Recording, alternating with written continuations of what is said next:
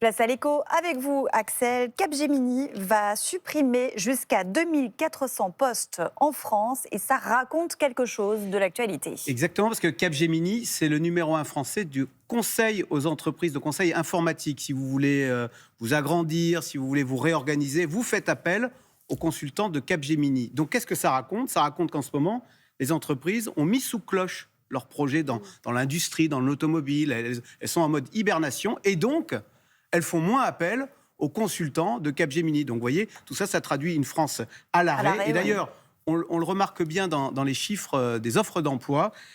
Coup de frein sur les offres d'emploi en 2025. Les chiffres du dernier trimestre sont un signal d'alerte. Les annonces sont en baisse de 10%. C'est le contexte international, c'est-à-dire que le bras de fer avec Donald Trump, ou bien c'est le contexte national, la paralysie, on va dire, politique. Qui pèse le plus, Axel? Malheureusement, ce sont les deux. Exactement. Ouais. Alors, on va regarder sur les entreprises qui sont très présentes aux États-Unis, comme nos géants du luxe. Regardez, en 2 jours, les menaces de Donald Trump sur les droits de douane, moins 6% pour nos 2 géants du luxe. Les actions, ça c'est pour les actions, exactement. Mais le contexte, puisqu'on parle des géants du CAC 40, ils sont aussi, le contexte national pèse aussi sur eux. Je vous rappelle qu'on va faire une surtaxe de 8 milliards d'euros sur les 300 plus grandes entreprises de France. Alors c'est vrai qu'a priori, on se dit, bon, personne ne va pleurer si BNP Paribas paye un peu plus d'impôts sur les bénéfices, qui passe quand même de 25 à 35.